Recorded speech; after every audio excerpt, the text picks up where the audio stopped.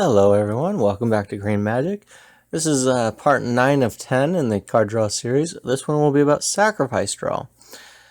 Now, a lot of what these creatures do is very similar to the death draw video. The difference is that these ones have the sacrifice outlet on them, and you kind of only get it if they're sacrificed as part of the cost to that.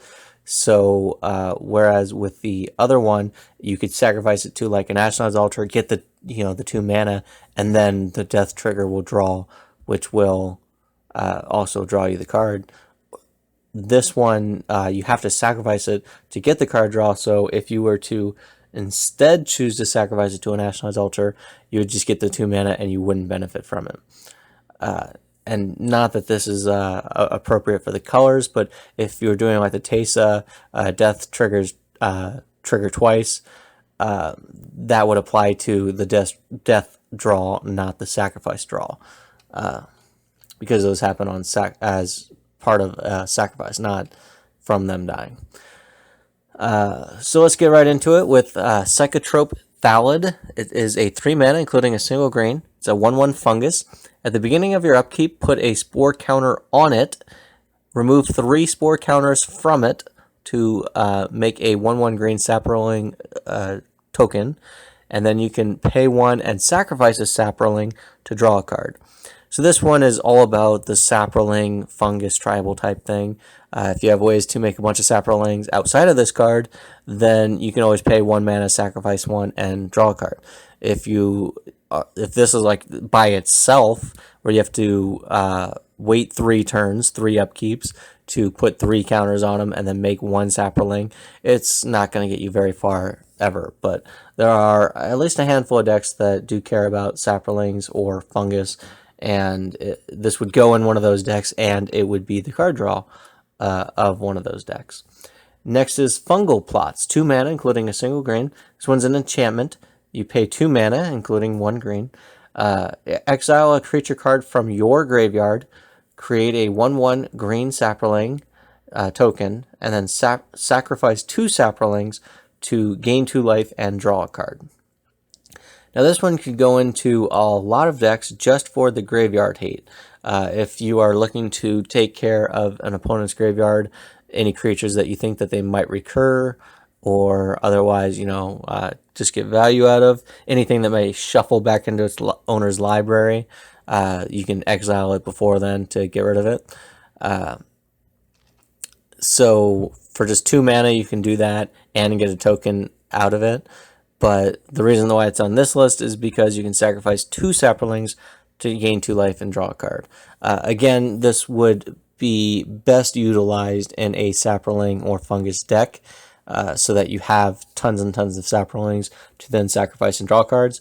But if this one would work on its own for the first ability, the ability to do graveyard hate. Next is Wall of Mulch, 2 mana, including a single green. It's a 0/4 wall. It has Defender, as all walls do. You can pay a green and sacrifice a wall to draw a card. Now by itself, you could just pay the green and sacrifice this card to draw a card, but then you're basically paying 3 mana to cycle, is effectively what would happen there. You'd most likely want this in a wall deck. If it's in a wall deck, then you can sacrifice any of the other walls, and you can do that multiple times. For as many walls as you have, you can just keep sacrificing one or another and draw cards. Next is Portcullis Vine. It is a single green mana. It's a 0/3 plant wall. It has Defender, and you can pay to tap it, sacrifice a creature with Defender, draw a card. So another one for a wall deck. This one, the creature that you sacrifice has to have Defender, but it doesn't necessarily have to be a wall. So it's a little bit more open in that sense. But and by itself, you could just sacrifice itself, but then you're paying over the course of 2 turns 3 mana, sacrifice itself, draw a card. So it's like 3 mana cycling. Not very good by itself, but in a wall deck, this is something that you could include. Next is Scarecrone, 3 mana. It's a 1/2 artifact creature Scarecrow. You can pay 1 mana and sacrifice a Scarecrow, draw a card. or you can pay for and tap it to return target artifact creature card from your graveyard to play. Both of those could be very powerful. If you're doing a Scarecrow deck, such as the Reaper King, then you can sacrifice, several other Scarecrows to draw cards. If he's by himself, you can just sacrifice himself, and that's not huge value. But if you're doing a deck with artifact creatures, preferably big ones, you can keep bringing them back. You have the ability to do that.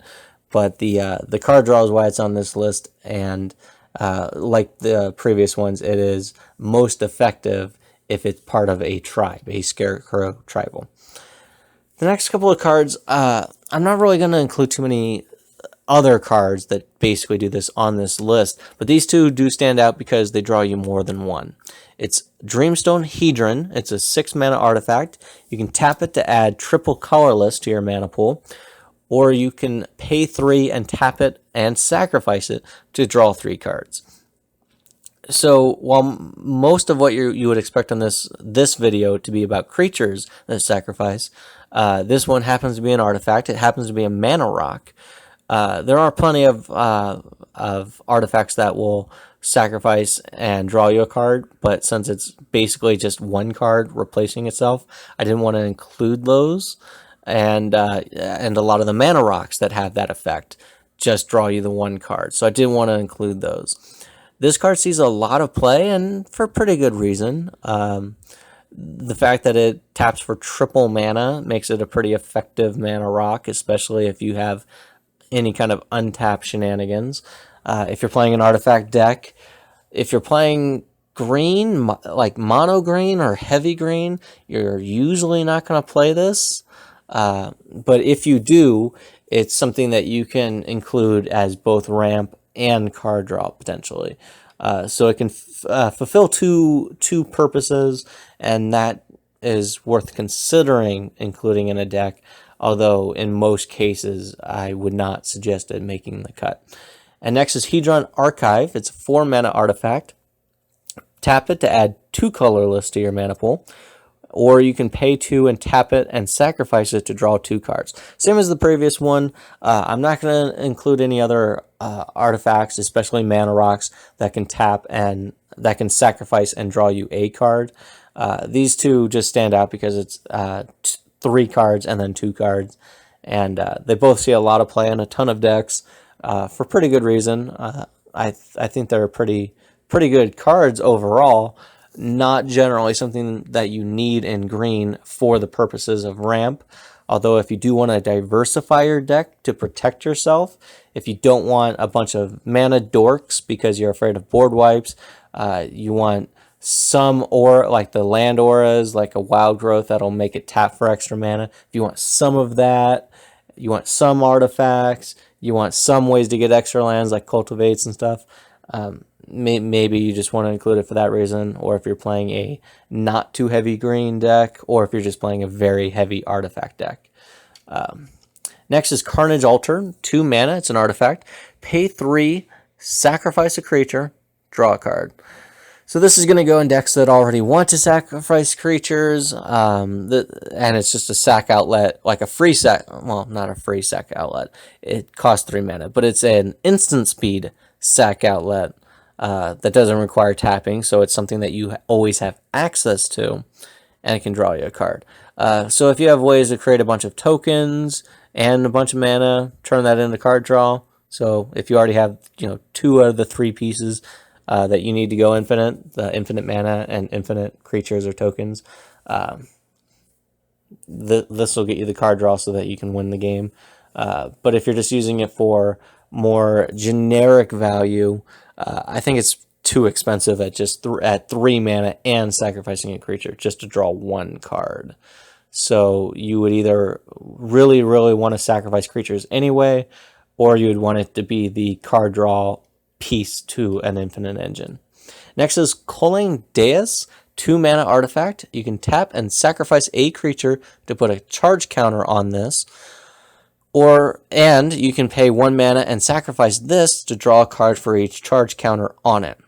So the fact that you have to tap it and sacrifice a creature to put a counter on it, that does slow this down as an effect. But if you can tap it and sacrifice just like one creature, then you got a ton of proliferate effects to put extra counters on it. You can turn this into a pretty big card draw spell. Otherwise, it would be just a very slow card draw. But since the card draw part of it, where you sacrifice it, does not requiring tapping, you could at any, over the course of the game, tap, sacrifice a creature, put a counter on it, tap, sacrifice a creature, put a counter on it. As long as you hold up 1 mana, you can always sacrifice this to draw however many cards. Next is Phyrexian Vault, 3 mana artifact. Pay 2, tap it, sacrifice a creature, draw a card. So it's kind of bad because you have to tap this to draw the card. So you can't do it more than once per turn unless you have untapped shenanigans. Not great. Unless you're just looking for extra ways to guarantee that you have the ability to sacrifice creatures because you're going in a heavy creature sacking direction anyway. Or if you're playing a deck with tap abuse where you can untap stuff and you're just going to throw this in as another way to kind of flex how effective that your deck is at doing that, you could do that. But this doesn't go in a lot of decks. Next is Skullmulcher. It's 5 mana, including a single green. It's a 3/3 elemental with Devour 1. As it comes into play, you may sacrifice any number of creatures. This creature comes into play with that many 1/1 counters on it. And when it enters the battlefield, draw a card for each creature it devoured. So I included this in the ETB video because it draws you cards when it ETBs, and its Devour is like as it comes into play.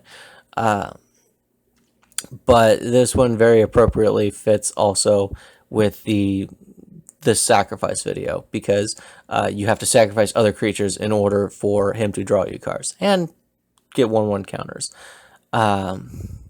So you would most likely want him in a deck with either a lot of tokens, so you can turn your tokens into card draw, or you would want him in a deck that has a bunch of aristocrats, blood artist type effects where he's just another way to sacrifice those creatures and draw cards while you're doing it.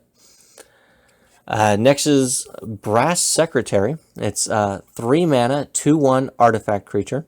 You can pay 2 and sacrifice it to draw a card. This one's only in 35 decks. One of them is mine, and I'll say in the deck that I have it in, which is a combo-based deck, he is very good. He can certainly help the combo because if I have ways to generate colorless mana, such as with Ashnod's Altar, I need colorless cards, colorless creature cards that I can cast with that, and because he does the same basic effect of drawing cards by sacrificing them, he's just very valuable in that deck. And so this is a good example of cards that maybe aren't good in the vast majority of decks and also don't see play because of that, can be very good in the right deck. And I think that this is a card that in the right deck can actually be good, or in the case of my deck, it can be the thing that kind of saves my otherwise stumbling value engine.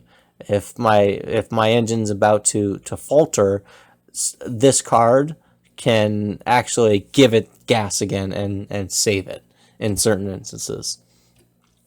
Next is Heart Warden, 2 mana, including a single green. It's a 1/1 elf druid, and it can tap to add a green mana to your mana pool, or you can pay 2 and sacrifice it to draw a card.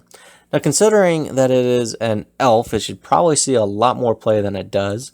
It's an elf mana dork, so it should see a lot more play than it does.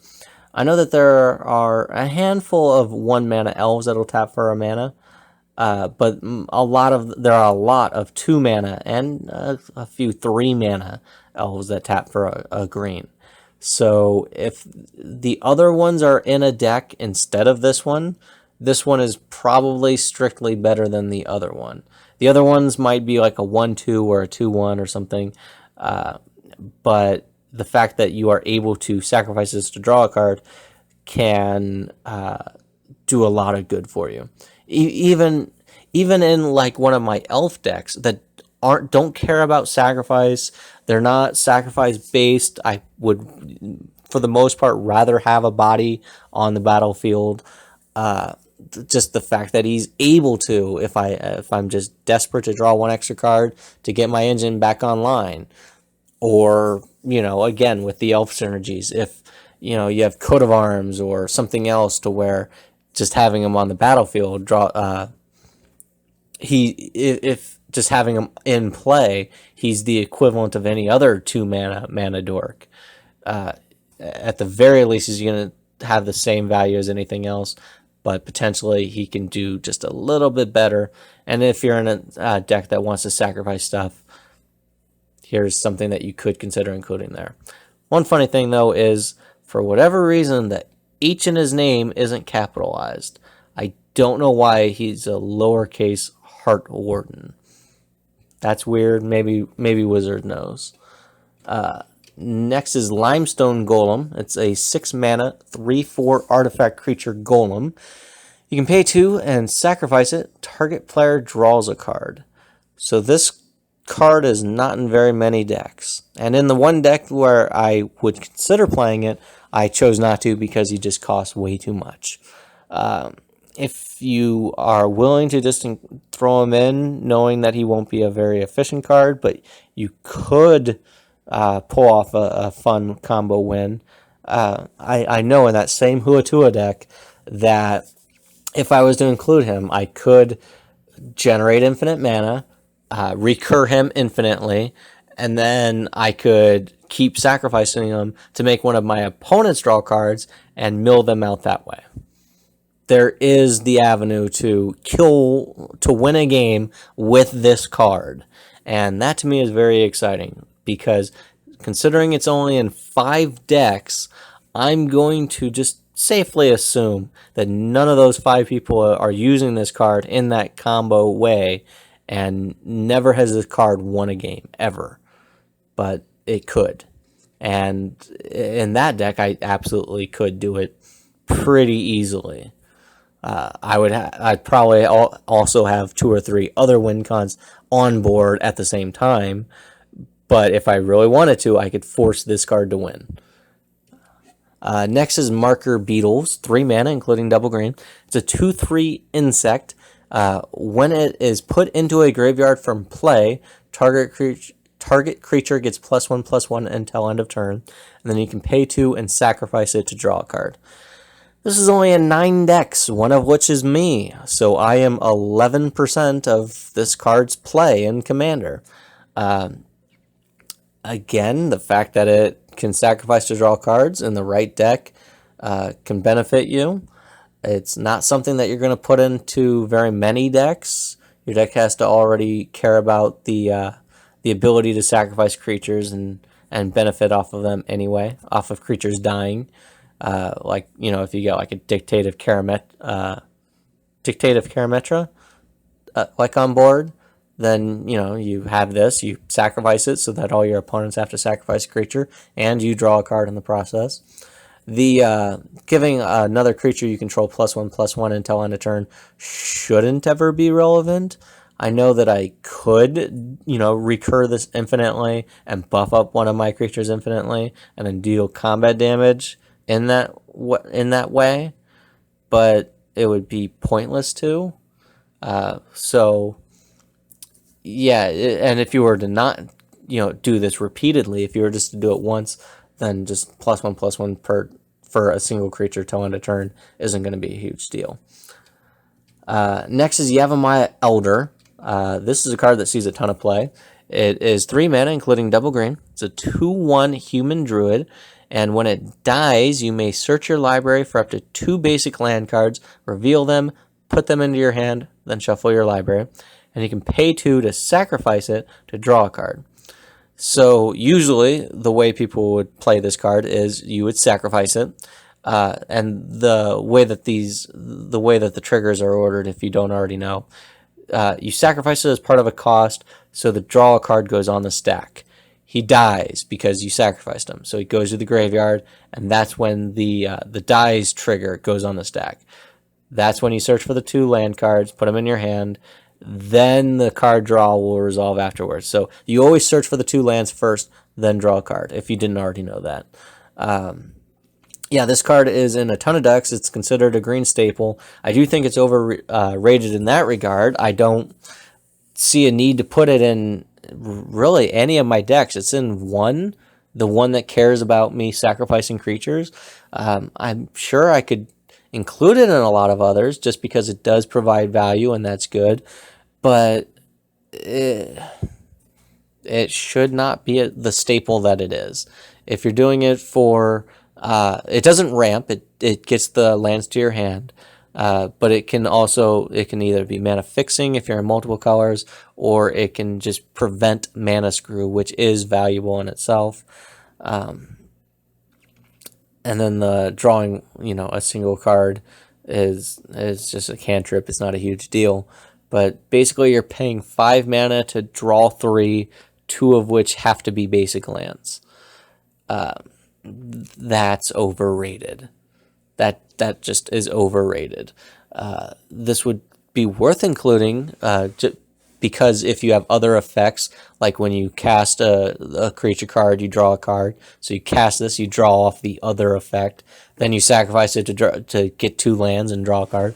Like, there are ways to make it good, but it's not as good as what its play would suggest. But it is very budget, so that's encouraging. Next is actually a land, and I know that there's a couple of lands that have some draw abilities. I think a few of them are apply to everybody. They do that, but this one, Cryptic Caves, you can tap it to just add a colorless mana, or you can pay 1, tap it, sacrifice it, draw a card. And you can only activate that if you have 5 or more lands, which I don't think you would ever want to do if you had 4 or less lands. This one sees a good amount of play. It's one of those cards that, for a lot of people, I guess they're thinking maybe in the late game I'm flooded, I don't have card draw. This is just a way to turn one of my lands into card advantage. And I think it probably stems from the same mentality as like cycle lands. The way where if you feel like you have enough lands that you can just start pay a mana, discard them, and draw something else maybe. I don't follow that mentality. I would rather have all the lands and tons of cards, and now I have the lands to play all those cards and just do as much as possible. This is, in most cases, going to be on the weaker end of the spectrum, I think. Of course, if you have anything else that cares about your lands going to the graveyard, like Titania, Gitrog, Korvold, you get the extra benefit there. And those are some popular commanders, so there's a good reason why this card should see a lot of play. And if you have any way to bring them back, like the Ramunap Excavator or Crucible of Worlds, you can get recurring value. But for the most part, this should not see too much play outside of specific scenarios like those where you're okay. You get other benefits from your lands going to the graveyard. Next is Conch Horn. It's 2 mana artifact. You can pay 1 and tap it and sacrifice it to draw 2 cards and put any 1 card from your hand on top of your library. I just like the art to this card. I think it looks cool, and I definitely like to see this on the table. The reason why I included it over the other artifacts that I mentioned, there are a lot of artifacts that basically just cantrip, and they might have some other effect. But the reason why I included this one is because you get to draw 2. You do have to put 1 back, but it doesn't have to be one of the 2 you just drew. It can be any 1 card. So the fact that it can dig you a little bit deeper than a lot of others made it worth at least pointing out, singling out, and including in this list. But it's not a great card. if you have artifact synergies, and especially stuff that brings artifacts back from the graveyard, like I think there's the Glissa, not the mono green Glissa, but the Glissa that's green and black, the Glissa the Trader, I think. Yeah, if you're already doing a deck that has ways to bring artifacts back from the graveyard, you could consider this and that. Otherwise, not that good. Next is Barrin's Codex. It's a 4-mana artifact. During your upkeep, you may put a page counter on it. Pay 4, tap it, sacrifice it, draw X cards where X is the number of page counters on it. So, if you just cast this and then let it sit there for several turns, gradually accumulating the page counters, you can eventually pay for it, tap, sack it, and draw 2, 3, 4, 5 cards. But if you have any kind of proliferate effects, then again, this is a card that's probably going to do a lot of good, because if you can, just wait for one upkeep, put the counter on it, double proliferate, triple proliferate, all of a sudden this thing could draw you 4, 5, 10 cards. I mean, like 4 or 5 cards after one turn. If you're proliferating over and over and over again, I mean, 5 cards the first turn, 10 cards the second turn, 15 cards the third turn. This is something that if you're doing that, it's something that your opponents will have to deal with, and that's fun. That's a lot of fun to have a card like this be just intimidating for your opponents when it's a card that sees no play and is pretty innocuous on its own.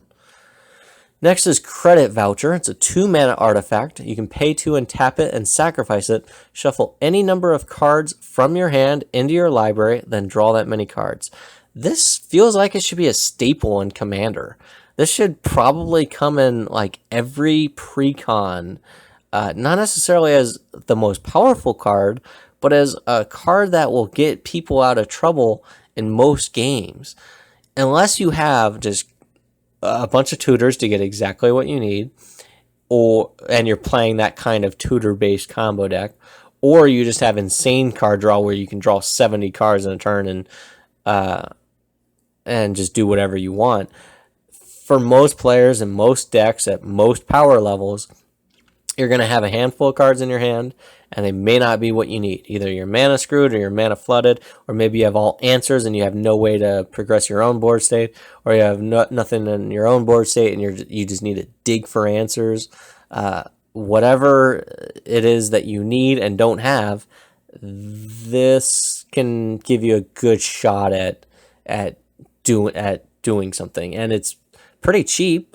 2 mana and then to cast, and then 2 mana and tap and sack to do it. It feels like this will benefit a lot of players and a lot of games more than what they would ever expect. Just the ability, it's just like when people have the ability to like brainstorm, draw 3, then put 2 you don't want, probably 2 cards that were already in your hand that you don't want, back on top of your library, then crack a fetch land to shuffle your library so that those 2 cards are gone, and the next things that you're going to draw are going to be completely different. For the same reasoning that things like that, that exchanging cards from the top of your library with your hand and then shuffling afterwards to get rid of them, for the same reason that that's beneficial, this thing will do that. And it can be up to any number of cards that are already in your hand. So it doesn't gain you extra cards, but very good way to just get a second chance. And a second chance can win you the game or stop you from losing. Next is Diviner's Lockbox. It's a 4-mana artifact. You can pay 1, tap it, choose a card name, then reveal the top card of your library. If that card has the chosen name, sacrifice Diviner's Lockbox and draw 3 cards. Activate this ability only anytime you could cast a sorcery. So that's kind of wordy. This card doesn't see very much play, and for pretty good reason. Because it does require a little bit of a workaround, and it's not huge value. Even if you got this to work on the first try, it would cost you 5 total mana. And for 5 mana, you would draw 3 cards, but only after choosing a card name, revealing the top card of your library, and being correct. And at sorcery speed. Now, if you have ways to manipulate the top of your deck, like Sensei's Divining Top, or like a Sylvan Library, anything like that. If you have the top card of your library is revealed, such as like with a Oracle of Moldiah type effect, then the condition on this card is just not even there. You already know the answer, but you would need a deck that has plenty of those effects in order for this to even be potentially viable. Next is Sorcerer's Strongbox. It's a 4-mana artifact. You can pay 2, tap it, flip a coin. If you win the flip, sacrifice this and draw 3 cards. So this one, I could have considered it as a very conditional card draw, but I chose to put it here because you have to sacrifice it if you win. And minimum, it'll cost you 6 mana to draw 3 cards. Not terrible value. 6 mana and this goes away. So if you don't have ways to recur it, if you're not doing some sort of artifact, bring stuff back shenanigans, then it's just 6 mana, draw 3. You mostly would want to include this in like a coin flipping deck, especially if you have, what is it, Krark's Thumb, where you get to flip 2 coins instead of 1 and pick the result you like, to improve your chances. So if you're already doing a deck like that, around that theme, here's something you can include, but it should only appeal to that mind frame or that deck, if that's the kind of suspense and anything could happen type thing, then include this. But for any other deck, it's not worth considering. Next is Trading Post. It's a 4-mana artifact. It's got 4 different abilities. Pay 1, tap it, discard a card, and you gain 4 life. Pay 1, tap it, pay 1 life, create a 0/1 white goat token. Pay 1, tap it, sacrifice a creature, return target artifact card from your graveyard to your hand. Pay 1, tap it, sacrifice an artifact, draw a card. So this one does provide a way for you to kind of climb up the ladder, because you can discard a card to gain life, pay life to get a creature token, sacrifice a creature to get an artifact from your graveyard to your hand. Then it's after you cast that, sacrifice that artifact to draw a card. So very convoluted if you were to follow that step, and you would had to have started by discarding a card. But you could, if you already have tons of artifacts in your deck, especially artifact tokens like a clue or a treasure or anything else, you can sacrifice those to turn them into card draw, which I guess clues would already be card draw. But you have ways to, turn other artifacts into card draw. You can turn your creature tokens into getting back artifacts that you care about from your graveyard to your hand, which would be relevant if you're doing a artifact-based deck. The first 2 abilities aren't usually going to matter in almost any scenario. This card sees a lot of play. I imagine that the people who do it are in those extremely artifact-heavy decks. If you're not in an artifact-heavy deck, I don't think that this card is probably going to be something that you want. Even though you might look at it and say, it has a way to gain life, it has a way to create tokens, it's a very it synergizes with artifacts, not life gain or creature tokens. So that's it for this video.